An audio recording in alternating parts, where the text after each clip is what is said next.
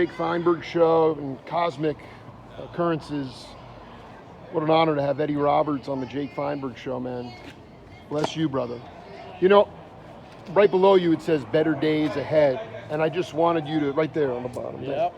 And you're gigging again, but I just wanted you to talk about if the paradigm has shifted for musicians, road dogs, on whatever level, has it shifted after COVID? Yeah, weirdly, there was a blessing in all this, and Really? Explain. I think a lot of us had felt on the treadmill and just kind of doing the same thing, and suddenly we had to just pause, and it was scary for a second. And we were like, "Uh-oh, where's all my work? Where's everything gone?"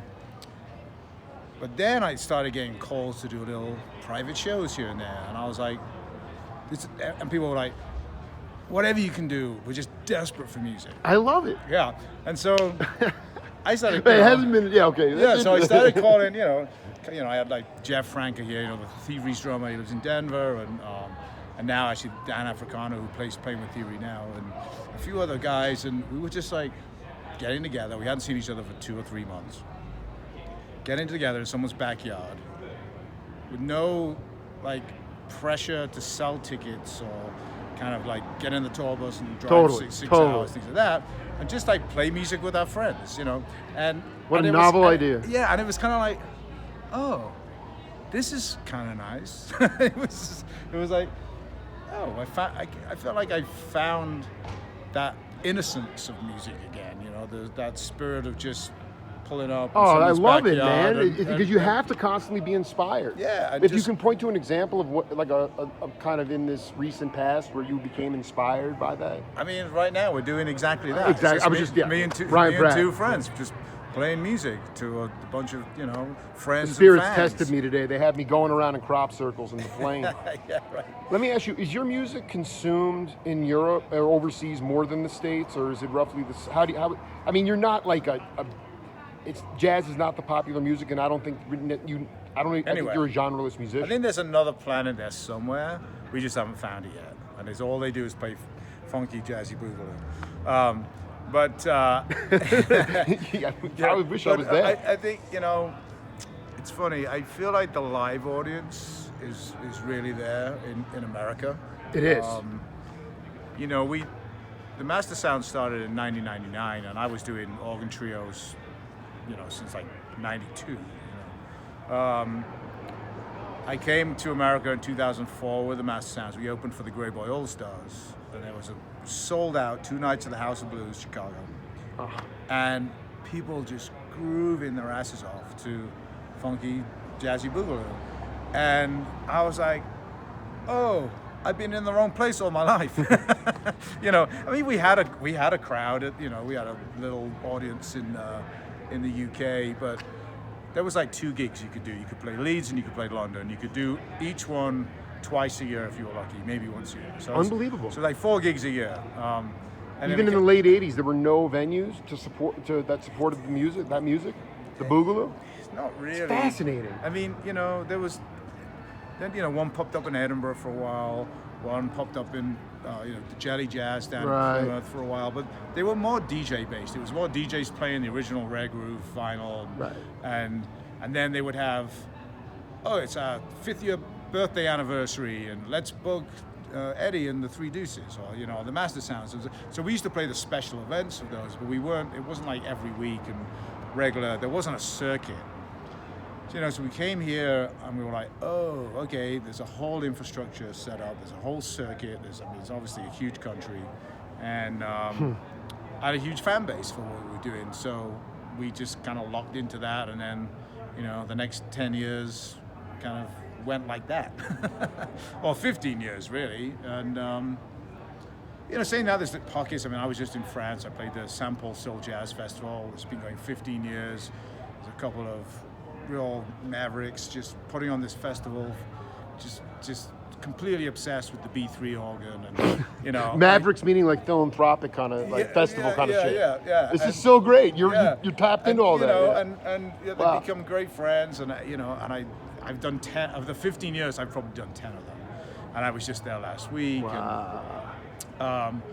So yeah, we'll be out in Madrid again playing a cool club there. Tempo Club's been going for years, you know. So, but it's pockets. It's like one venue in a whole country, like one festival in a whole country. America, you know, you've got.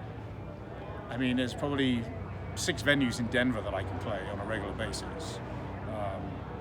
So, you know, and now, yeah, and actually, Denver didn't really stop that much. You know, people love music so much in this town that they made it work. So we were playing the Cervantes Ballroom, which is a 1,000-cap room, to 50 people, all spread out on high tops, like really a weird, huge jazz club up on a huge stage with sounds and lights. You know, so it was, and you know, so that was happening, and. Wait, was that like 90 or 91 or 90? No, I'm saying during the pandemic. Like, wow. Oh, yeah. that's great. Yeah. That's spacing. That's. So, and you know, so we were kind of lucky here that people loved music so much. There's a lot of space in Colorado. Did a lot of outdoor shows where people could be just spaced out on the field. So yeah, I mean, you know, we've survived. I'm proud of the whole music scene for surviving. I mean, a lot of us were like, musicians can't do it alone, you know. I mean, it has to be a network of people like that desire good music and are willing to pay for it. Yeah, and there was no government support. Can you for artists this is here, really, you know? dude, Eddie. The whole time I changed my flight yesterday. I was in jeopardy of like. Anyway, it was a cosmic thing. I changed my flight, and I was thinking the whole time I'd be listening to Brian Auger. And I just want you to talk. I like. You put stuff out in the ethos and it has a tendency to manifest. So I just wanted you to talk about a Brian Auger tune you've been toying with or you get off on. You know, there's a bunch of Brian Auger stuff. It's something I can't remember the title. It has like Island in the title. Something Island. Do you have an idea what year it is? Is it with like Julie Driscoll or is it with? No, I'd say it's like right bang on around 1970, and it's just. Crushing organ solo, and it's just like really raw sound on the B3, and that's what I love about Brian Auger. I mean, it was like a really direct, Trinity, yeah, raw sound. Wow. I saw him play at High Sierra, probably knocking on 10 years ago, and he absolutely killed it. Yeah, and he's still killing it.